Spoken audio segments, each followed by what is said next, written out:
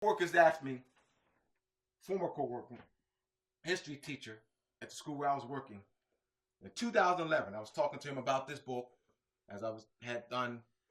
I was excited because I had done a lot of research in the summer because this is the first day back to school. So I had spent a lot of time in the summer working on it and very enthusiastic of what I had worked on and things I had uncovered and so forth. And I was in his classroom talking about some of the recent findings. I was talking about Linda Colony, so forth.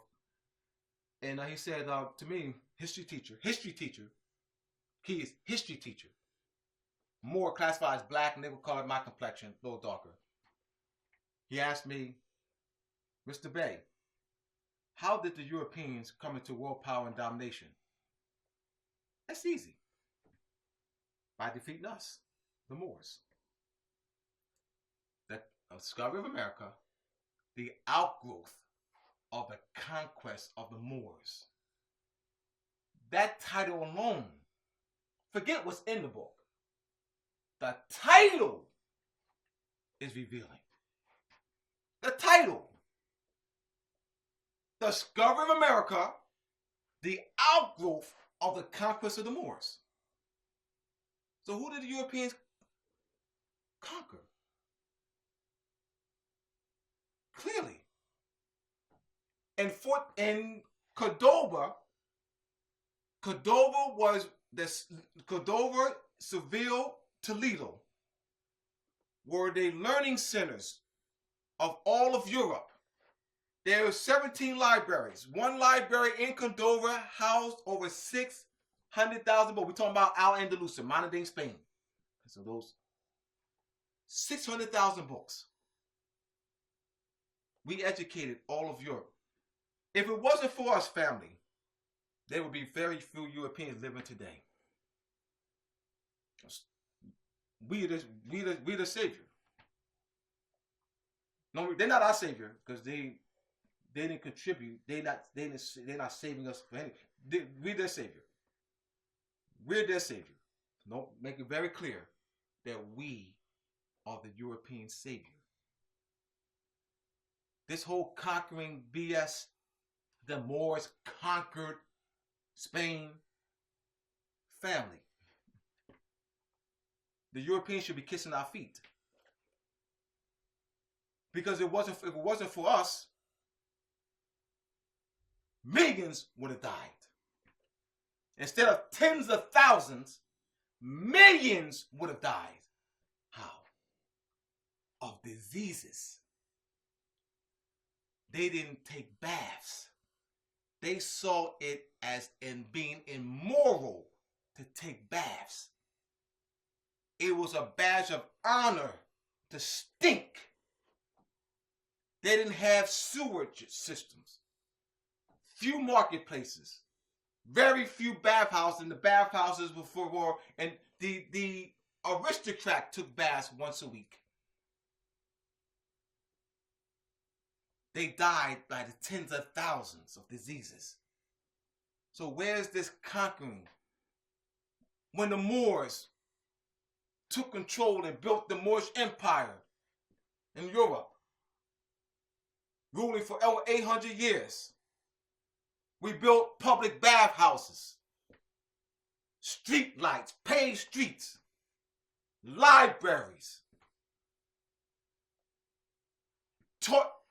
cured them of their diseases, sewage systems, irrigation, horticulture, agriculture.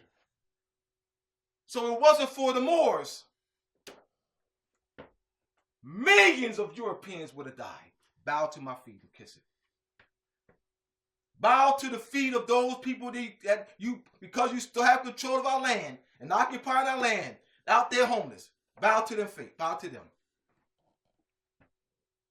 Because of us, millions of Europeans didn't die of diseases. In the book, The Golden Age of the Moors, you got to see your power, family, who you really are in relationship to the Europeans. In the book, Golden Age of the Moors, 40 pages of a bibliography section.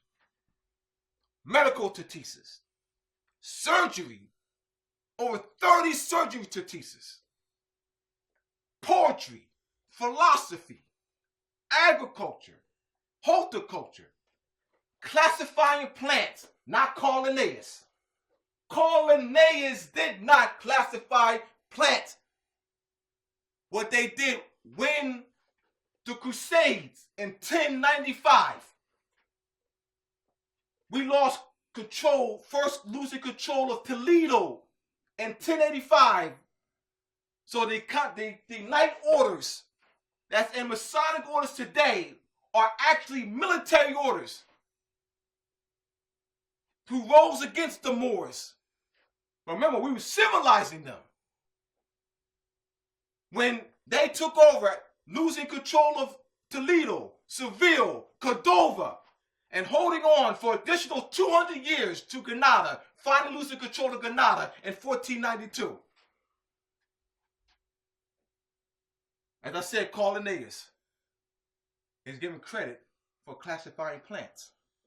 Carl Linnaeus, in his book Natural Selection, he was a naturalist, a Swedish naturalist in the 1740s, 30s, and 50s, and so forth. Book 1752. We had already done that. What they did was they preserved this. Yes, they burnt books. Yes, they did. But what they, prior to burning books, the Europeans aren't stupid. They preserved the knowledge, and they didn't burn all of them, but they preserved the knowledge in the translation, translating Arabic books, medical books, surgery books, poetry, philosophy books, astronomy books, horticulture, architectural books, and written in Arabic by hand, and translated to Latin. They preserved the knowledge through the translation from Arabic to Latin to English. That's how they did it. We built universities, cathedrals, mosques. The mosques were used as learning centers, not, oh my God. Because of our great knowledge in geometry, we were able to build the mosque, understanding the science of acoustics. So this geometrical great edifices that sound as you're singing, it what elevates the human mind. We were scientists. So the concept of Islam, this worshiping, what did the Moors do? The Golden Age of the Moors, edited by, I highly recommend you get the book, The Golden Age of the Moors, edited by Ira Van Sertima, with a compilation of over 20 articles. The History of the Moorish Empire in Europe by S.P. Scott, volumes 1, 2, and 3. J.A. Rogers' book, Nature Knows No Color Line, chapter 6. Study that in particular because he has the coat of arms, family crest, with Europeans, Moors, in the family crest of aristocratic European families. You also have Black Athena by Martin Bennell, volumes 1 and 2. Frank Snowden, Blacks in Antiquity. Blacks in Antiquity by Frank Snowden. And he shows over 100 photos of vases that they don't show in textbooks. Yeah, we're going to take a Greek class and we're going to learn about Greek history. Yeah. And they show the vases just of Europeans. They show busts of Europeans. Frank Snowden and Blacks in Antiquity show photos, not of drawings, of vases with dark Wesley Snipes looking Moors on it. Busts. Who are the Greeks? What do they look like in Greeks? So they got these images. These false images, these distorted images. So we In our minds, because of social engineering, we think that all of Europe looked like George Bush. Always. We think that the kings and queens, the dukes, the earls, the nobility of Europe look like Donald Trump. Always. This false. This is why I'm giving you these books here. I'm referencing. In order to change people, as you already said, you must change their literature. Moving right along. I'm going to read some excerpts. Let me show you some of the pictures. Let me explain. Before I erase this here. How much time we have on the thing on? That'll be good. We good. All right, good. Once again, moorsandmasonry.org, the name of the book, moorsandmasonry.org. If you want to order the book, the printed version or the PDF version, or you want to order the PDF version of the Illuminati, Illumination of the Mind, the Ancient Pineal Musical Scales, Pineal Gland, Melanin, DNA, and Cellular Memory. All right, and also if you want to order the newspapers, the 3 past issues, that's on moorsandmasonry.org. The 3 past issues of the Masonic Gate, I put out in 2013. It's the first, December 2013 was the first issue, titled The Astronomical and Geometrical Origin of Boaz and Jachin. The second issue, The Masonic Astronomical and Geometrical Origin of July 4th. The third issue, The Illuminati and Illumination of the Mind, which is an excerpt from the book. So if you want to order to say the book is $150 for the each newspaper article. These are the PDF files.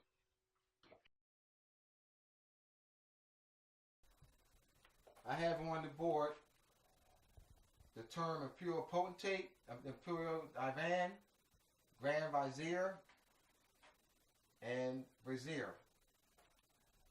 I'm going to explain. The ancient Arabic order of the nobles at the mystic shrine used as their organizational structure the term Imperial Divan. Now, where did they get that from? All right. Let's see. Where did they get that from? I'm going to read some excerpts. All right. I'm going to show you the Moorish origin. Once again, the ancient Arabic order of the Nobles Mystic Shrine, presently called Shriners International, use this term, Imperial Divan, as the structure of their organization. Now, where did they get D-I-V-A-N from, the Divan? Where did they get that from? In the treaty of peace between England and Algiers, 710, November 10th, 1662, Article 2. If a controversy arises between an Englishman and a Turk, the Divan, D-I-V-A-N, shall decree justly concerning it, and it shall use their endeavor that the quarrel may be accommodated, and that the right and justice be administered to whom it is due. Articles of Peace from Great Britain and Algiers, October 30th, 1664, Article 1. That from this day and forever forward there be a good and firm peace between His Sacred Majesty, the King of Great Britain, and the Bashar Divan, once again, Divan, and the governors of Algiers, and the dominions thereunto belonging, and the ships, subjects, and people on either party shall not do or offer any offense or injury to each other, but treat one another with all possible respect and friendship. And any ships belonging to the King of Great Britain or any of His Majesty's subjects may freely come to the ports of Algiers and buy and sell as in former times. And also, it's in former times, so that means there was a relationship prior to that. And also unto any other port that belongs to the government of Algiers, paying the custom of 10 cents of 10% and in former times, and no man within the jurisdiction of Algiers shall give the subjects of his said majesty a bad word or a bad deed or a bad action. Articles of Peace and Commerce between Great Britain, Tripoli, signed at Tripoli, March 15, 1676. Article 1. In the first place, it is agreed and concluded that from this day and forever forward that there be a true, firm, and invaluable peace between the most serene King of Great Britain, France, and Ireland, defender of the Christian faith and others, and the most illustrious lords, the Bashar de Aga, AGA, and the Divan, Divan again, Divan, and the governors of the city and kingdom of Tripoli and Barbary, and between all the dominions and subjects of either side, and that the ships or of the vessels and the subjects of the people of both sides shall not henceforth to each other do to each other any harm, offense, or injury, either in word or in deed, but shall treat one another with all possible respect and friendship. So, just read a few of the treaties with referencing Divan. Where did they get that from? Let's put this in historical context, in political context, relationship. So this is the Moorish origin of the Divan. The Shriners use that. Now, what the ancient Arabic order, organizational structure, the Imperial Divan, I'm going to show that here. So organizational, we have the Imperial Potentate, the Deputy Imperial Potentate, Imperial Chief Aban, Imperial Assistant Aban, Imperial High Priest and Prophet, Imperial Oriental Guidance, Imperial Treasurer, Imperial Recorder, Imperial First Ceremonial Master, Imperial Second Ceremonial Master, Imperial Marshal, Imperial Captain of the Guard, Imperial Outer Guard, Imperial Chaplain. So this is the Divan. These are officers of the Divan. All right. How is the United States occupying power using the Divan? Let me show you. Before I do that, let me show you some of the names of the shrine temples. Right here. Let's zoom in on that. Egypt, Al-Katif, Ismailia, Kaaba, Morocco, Mullah, Salam, Saladin, Scimitar, Sade, Sphinx. All right, you can see that here. And get a good view of that. Here's the shrines and some of the names of the fezzes with the temple's names on it. This is at the ancient George Washington Masonic National Memorial Museum at Alexandria, Virginia. This is like 20 minutes out of Washington. All right. Good on that. This is the model. This is just broken up into several pictures, but this is actually a model. Long table, long model. Of one of the Shriners Parade. So I want to see. This is at George Washington Masonic National Memorial Museum, and it's hard to show the whole because we had to actually take individual pictures of the various sections. And I actually wanted each section to be on a separate page. That's expensive, because it'll add more color pages. So that's what I really actually wanted, so that way it could stand out, But I'd rather have this and not have it at all. Now these are pictures of the actual Shriners Parade. That was at the 2013 Shriners Parade at Indianapolis, Indiana, in 2013. Something more.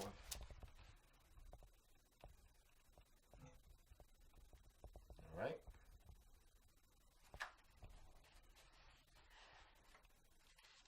Got more pictures out, so let me go to.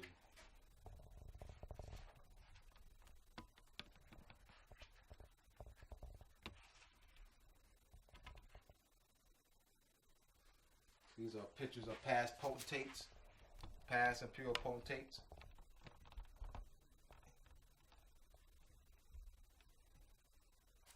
It's also on page 54. All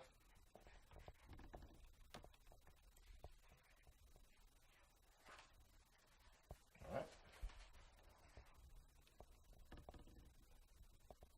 That way you can get a feel for the book, And I wanted the pictures in color so they can stand out. All right.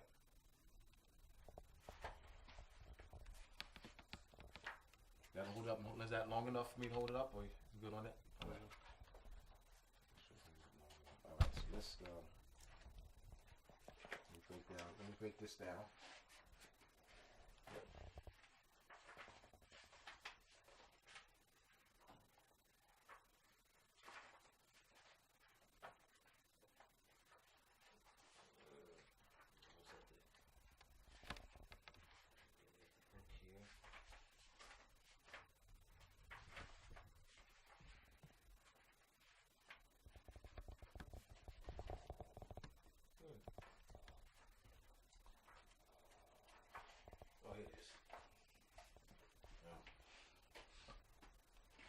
Now, the general public are familiar with this.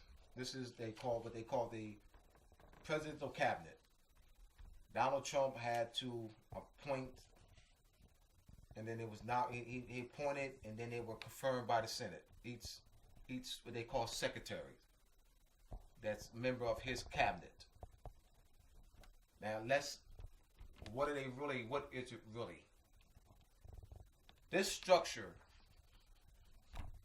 what they call the presidential cabinet, is actually the imperial divan.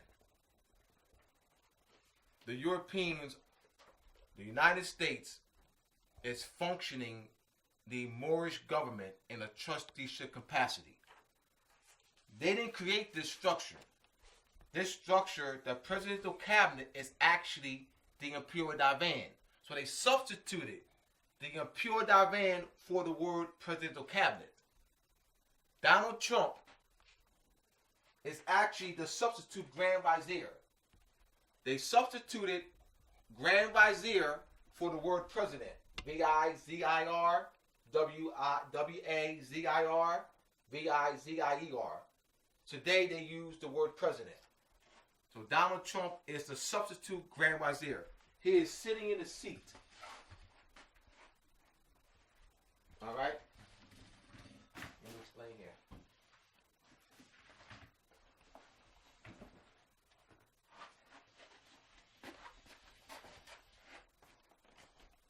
All right? Let's say this is Donald Trump, right? So this here.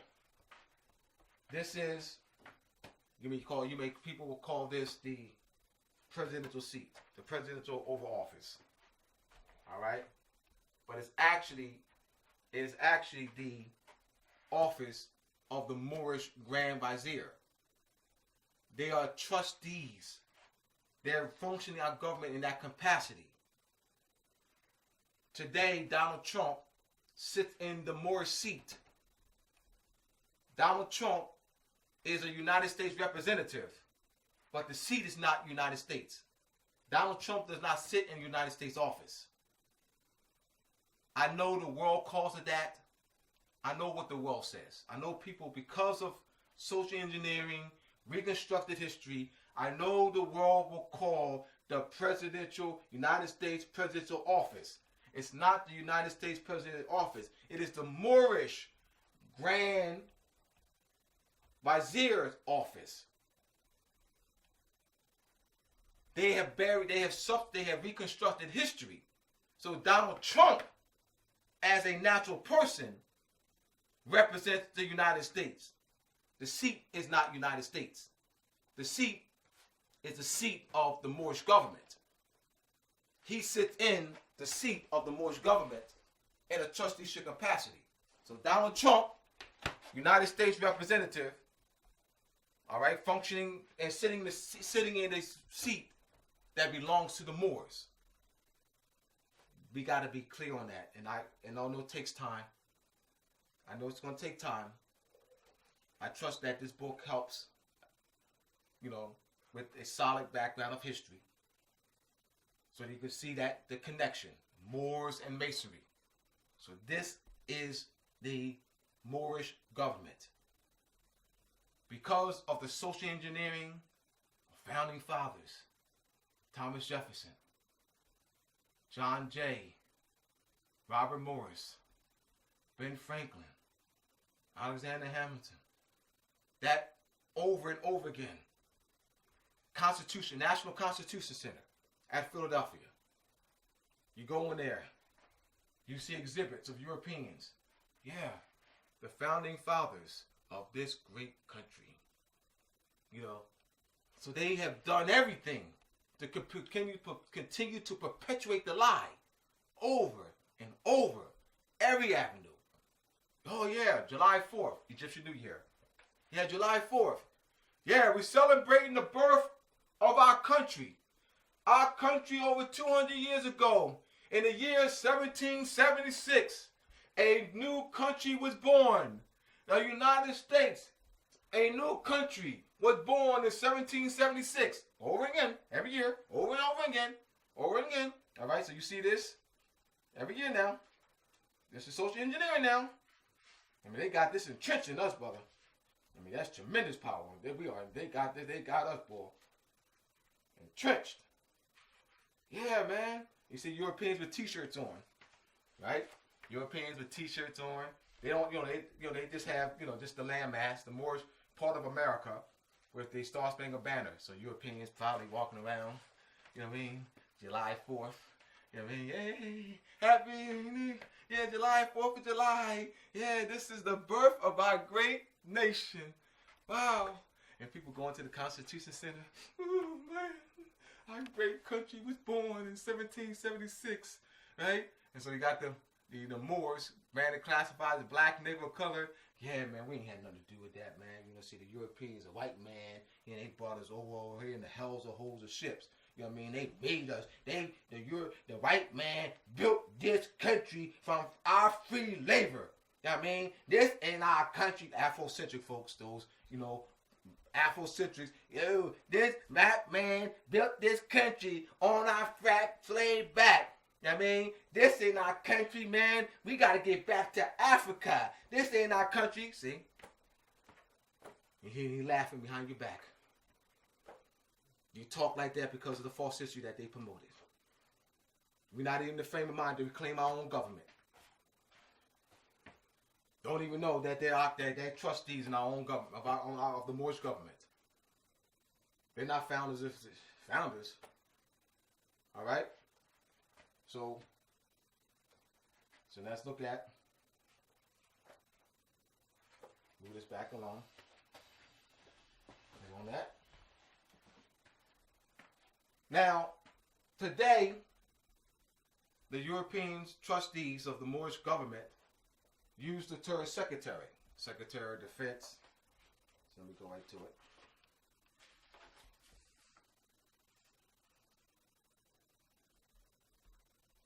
You have Secretary of Defense, Secretary of the Interior, Secretary of Agriculture, Secretary of Commerce, Secretary of Health and Human Services, Secretary of Labor, the Secretary of Energy, Secretary of Treasury, Secretary of Veteran Affairs, Secretary of Homeland Security, Secretary of Housing and Urban Development.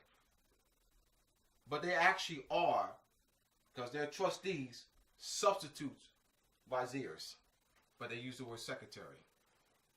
So what I'm doing is making the connection, Moors and Masonry. Make the connection. This is the Moorish government. All right.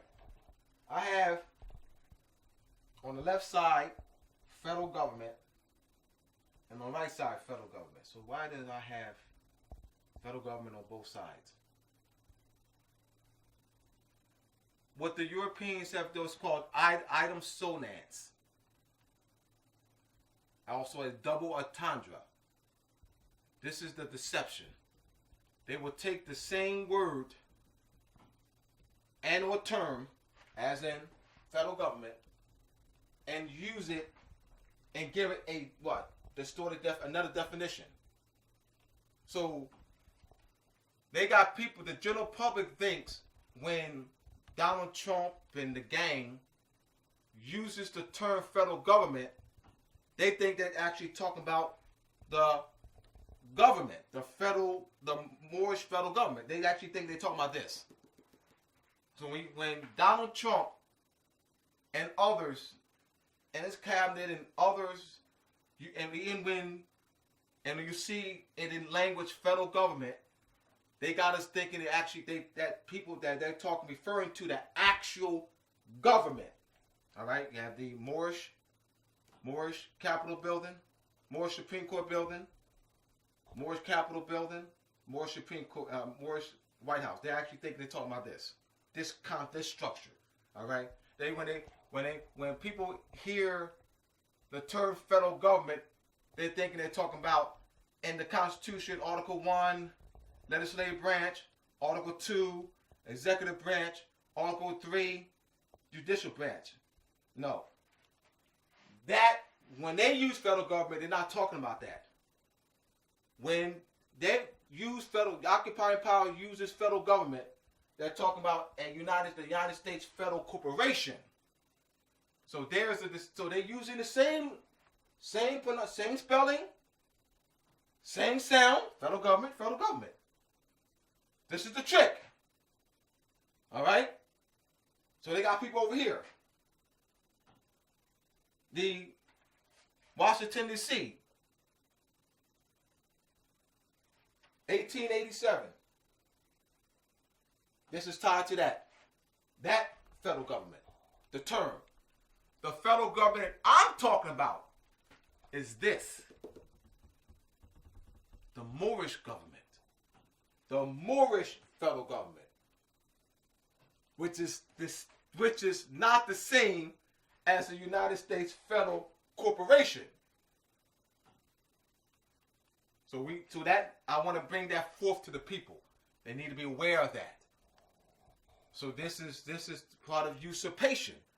When they're using item sonance, a double entendre, using the same word but applying a different definition, therefore a different jurisdiction. That is corruption at its height. Millions of people and those throughout the world think when they say federal government that they're talking about this. Why wouldn't they think that? They're not. This is how they entrap us. This is how they pull us into this corporate construct. They are occupiers, European occupiers, occupying Moorish land and using deception. And this is one of them. All right?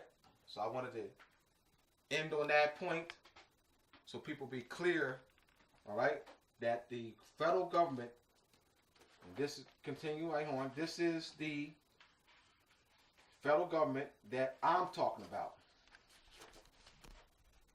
This is the federal government with the Moorish Imperial Divan.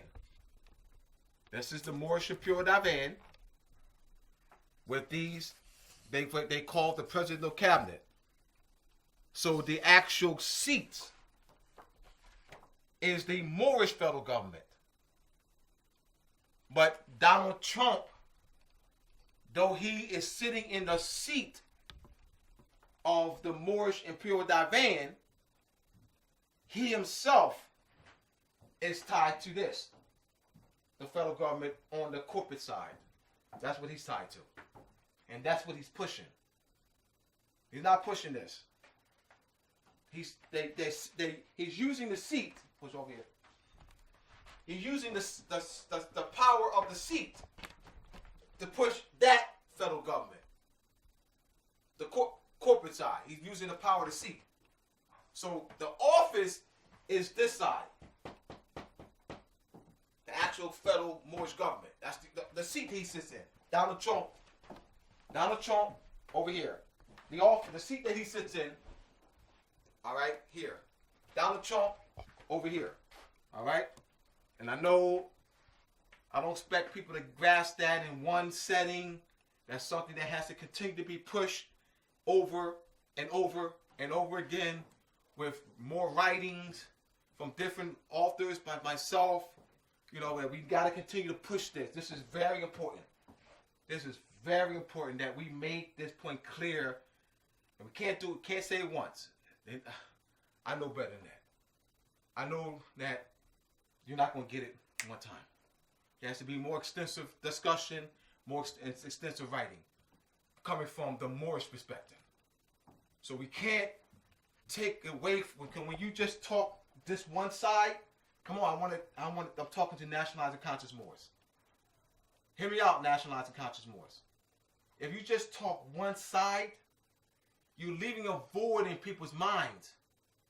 So what is the name of the government?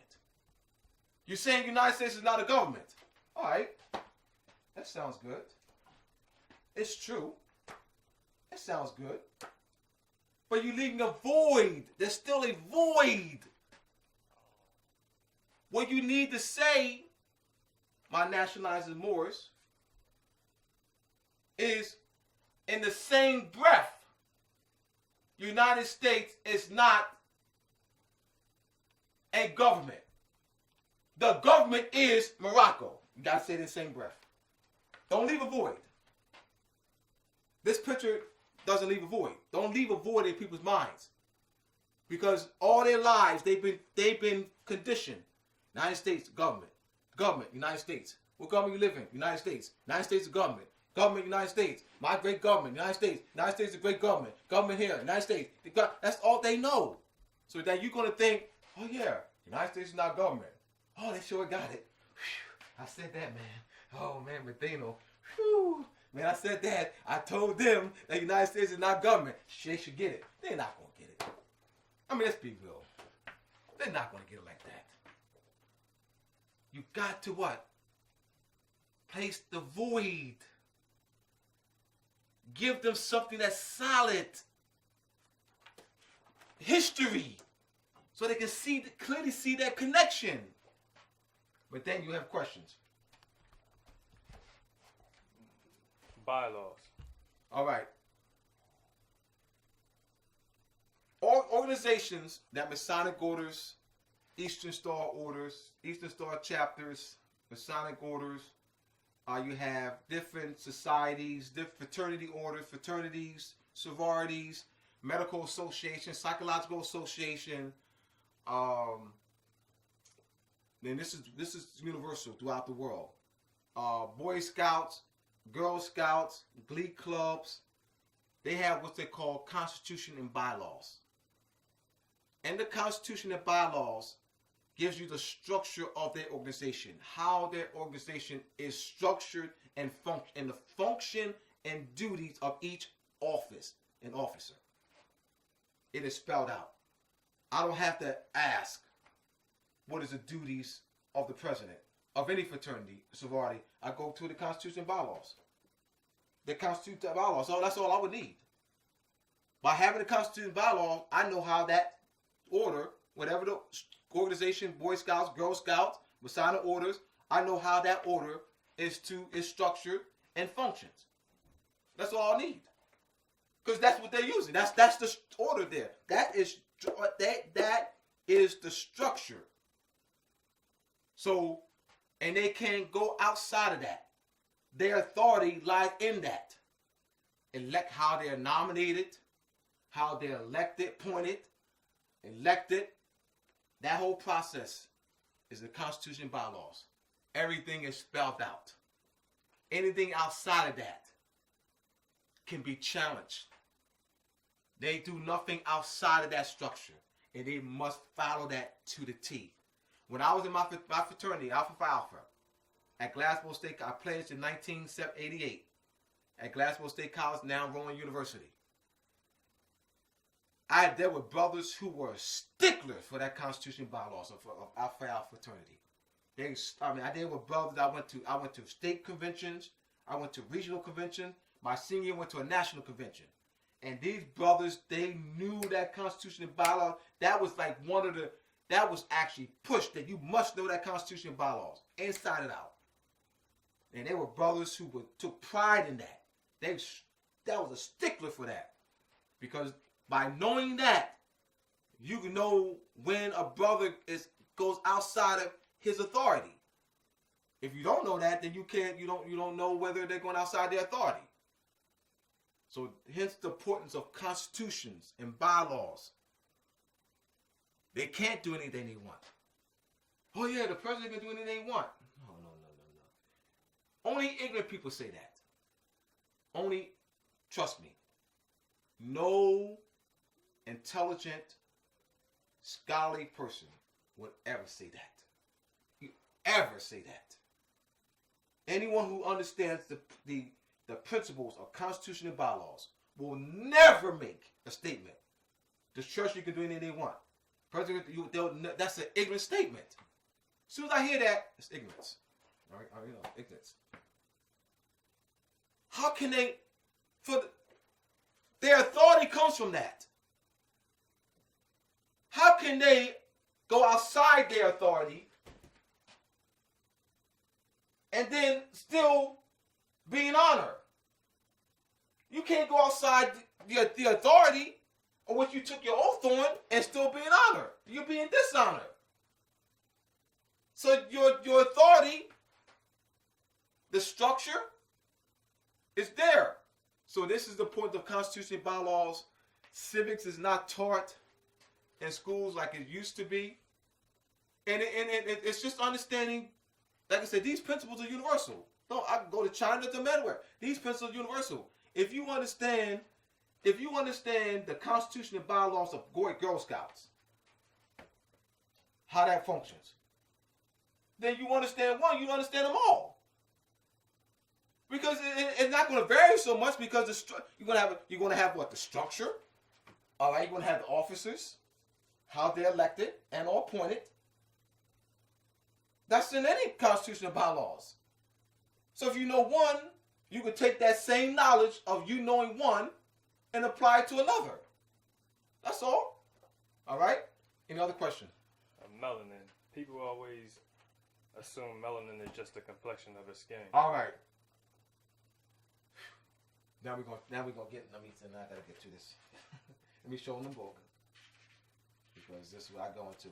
All right. Illuminati, illumination of the mind, the ancient musical scale, pineal gland, melanin, cellular memory, and cellular structure. Now, there are, in my book, in the Illuminati book, I document quite a few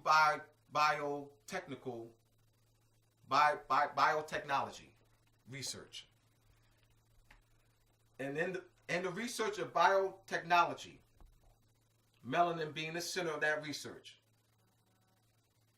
there's one company, and I'll show in the book, that actually using biotechnology for the period of doing research in melanin for a period of 20 years, where the discussion of replacing cell phone batteries, silicone-based cell phone batteries with melanin-based batteries. Also, another research where sunglasses, it's called MeloLens. MeloLens. A company that makes MeloLens sunglasses.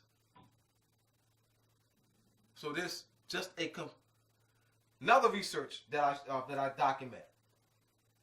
Research in cancer patients, because melanin can absorb a tremendous amount of radiation. So melanin is used in treating radiation for cancer patients and dealing with radiation. These are melanin and biotechnology, melanin and technology. So this just being complexion, absolutely not. To reach the higher state of consciousness, what the sunlight gives us. Sunlight is a source of energy. It stimulates the serotonin and melatonin in the brain. Now, the concept of the apron, you have the Masonic apron, Moorish, Egyptian, Canaanite, Babylonian, Phoenician apron that covers, what is that? There is science, that there's a philosophy that goes, it's not a mere uniform. Our brothers and sisters who are in the lodges and Eastern Star chapter orders think that it's just a uniform. I got you got your apron, the thing, your uniform. No. It's not a mere uniform. There's a philosophy that goes with that. An understanding of how to activate the higher brain senses. So you are wearing that because you are learning how to activate the higher chakras, how to stimulate that Kundalini energy. That's why you're wearing it. That means that you are a student of that knowledge base. You are a student of that knowledge base of activating the higher brain senses. You have the all-seeing eye and the compass square, so you're using that knowledge of how to breathe, spirituality, sound, to stimulate that. So there's a whole philosophy and science of spirituality, lessons of how to control breathing, systematically controlled breathing, used to stimulate the higher brain senses. Because our brothers and sisters are not taught the truth of that apron, thinking that it's just a mere uniform. They don't ascend. All right? Another question. And etymology. All right. You have a book on etymology. Yes. And a lot of people still don't know what etymology is, and can you use an example? Yes. Of how to use it? Absolutely. Etymology is the history, true meaning, and origin of words. So you have meaning, true meaning. True meaning, meaning. All right. True meaning of the word slave. It is an Eastern European nationality. The meaning of the word slave, the connotation. One who is conquered. One who's subjugated. That's the meaning connotation. The true meaning is that the Eastern European nationality. Another example. True meaning, meaning. True meaning of the word nice, stupid, ignorant, not knowing. Meaning of the word nice, connotation. What you see in the entry level meanings, in modern English dictionaries, you have what's called the etymological brackets. And in the etymological brackets, you have the etymology in there for the word nice. N-E with the macron above it, straight line above the E. The Latin, ni, which means not. Sierra, S-C-I-R-E, means to know. So nice means not to know. How we're taught to read the dictionary is just refer to the entry level meanings. 1, 2, 3, 4, the number. That's the entry level meanings. Those are meanings. The brackets, you have the true meaning and meaning. So we need to be able to understand the distinction between true meaning, etymology, and meaning. Semantics deals with meaning. S-E, etymology is spelled E-T-Y-M-O-L-O-G-Y. A etymologist deals with true meaning, origin, whereas a semanticist deals with meaning, how words acquire connotative meanings. Semantics, S-E-M-A-N-T-I-C-S. S-E-M-A-N-T-I-C-S. That's the science of meaning. Etymology, the science that treats the true meaning, origin, and history of a word. It's cognates. Example of cognates. I don't want to say a word that you understand. All right, you have, say, cognate would be for the word wisdom. the English word wisdom, in English form, W-I-S-D-O-M. What are they cognates? In Latin, the root word is vis and vid. Also, you have wit in English as in the word witness. These are cognates. You have the Latin form, vis and vid, as in vision, visionary, vid as in video, wit, witness, wisdom, wise. All right? Wizard, W-I-Z. So those are cognates. So an etymologist will look at his various cognates in various languages. You have your Germanic languages, Latin-based languages, and how a word is transliterated, changing, looking at its sound or phonology and morphology. As an example, same word so you can understand. The Latin word pater, P-A-T-E-R. The English word father. The Latin word P-A-T-E-R, the P in pater transliterates to the English letter F. The T in the word pater transliterates to the TH in the father. That's called transliteration. Transliteration. Transliteration. Trans, across, litera, letter, across the letter. P, the F, T, the TH. So I'm giving you some examples so you understand. This is why Matheno, when we give examples, because without giving examples, you won't clearly understand what it is. All right? So once again, an etymologist, the true meaning, a semanticist, meaning. We've been given meaning and not true meaning. We've been indoctrinated to refer to meaning, connotations, as true meanings. So the true meaning has been substituted as with meanings, connotations, and has been passed off as the true meanings. Yeah, see. Yeah, I'm a descendant of slaves. My ancestors brought over in the households of ships and bound in chains. I'm a descendant of slaves. Lie. I'm not of English. I'm not of Slavic descent. Huh? I'm dealing with true meaning. Oh, you dealing with meaning, connotation. Oh, does it mean that now? It never stopped meaning that. How is it that a connotation is going to supersede its true meaning? Who wrote that? Who wrote that rule? Who wrote the rule that that connotations or meanings supersedes the true meaning? Who wrote that? Oh, European. Who wrote that as a rule? Nobody did, because it's not one. Etymology is respected. It's that the general public is not aware of it. All right, once again, Moors and Masonry, front cover, back cover. Who are these imposters? Back cover. The enslavement of Europeans doesn't fit the general theme of European world conquest and colonization that is central to scholarship on the early modern era. Robert Davis, Italian Renaissance History, Ohio State University. All right? On that,